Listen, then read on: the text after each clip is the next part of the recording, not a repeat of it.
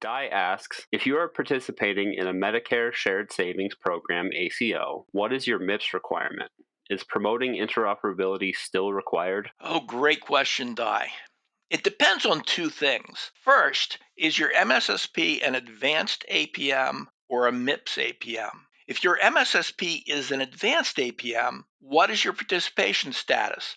Are you a qualified participant, a partially qualified participant, or neither? So first, let's dig into the advanced APM versus MIPS APM. Your entity leadership can tell you which your MSSP is. It depends on the level of risk your ACO is accepted through contract with Medicare. Risk is all about actual cost versus predicted cost of providing 1 year of care of health care to all the patients attributed to your ACO. All MSSPs, whether it's an advanced APM or a MIPS APM, share in savings if your total cost of care for your patient panel comes in under budget. Advanced APMs typically have the potential to earn a larger share of any savings than does a MIPS APM. But to earn that right to a larger share of the savings, Medicare requires your ACO take more than a nominal amount of downside risk. Downside risk means if your ACO comes in over budget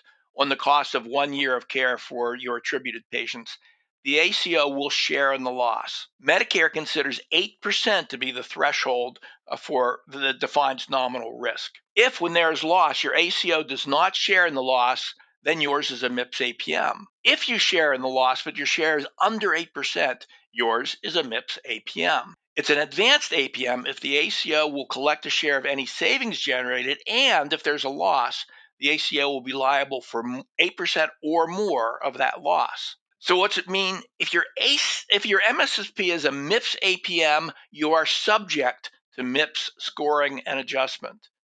It's not exactly the same as the general MIPS requirements, and I'll get to the differences in a minute. If your MSSP is an advanced APM, your MIPS requirement depends also on your status in that ACO. Status relates to what proportion of your eligible patients are getting their care through the ACO.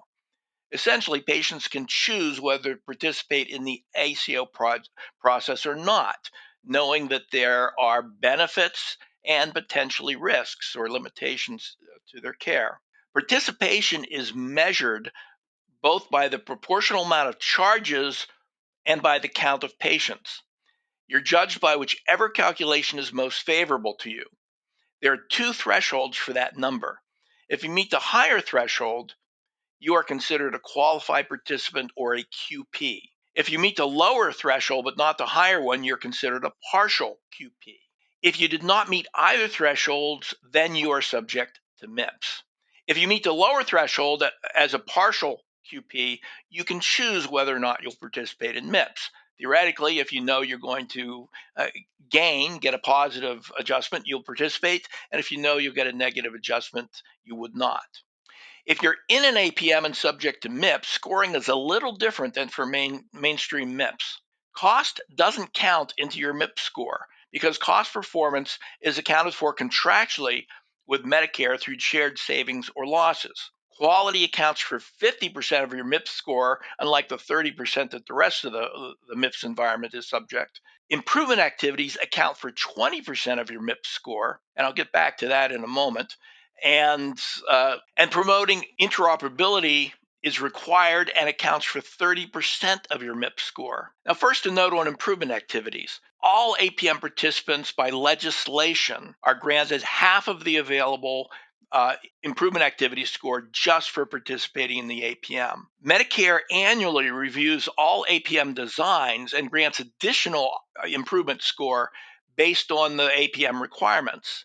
Currently, all APMs earn 100% of available improvement activity score. You don't need to make a submission. Medicare knows if you're in the APM, and they will grant that full score for you. On promoting interoperability, it is required and accounts for 30% of the MIPS score, as I said. You can submit individually, your practice can submit for the group, and new in 2023, your APM can submit for all participants in the APM. That's not a short answer, but hopefully that thoroughly answers your question, Di. Thanks very much for the great question.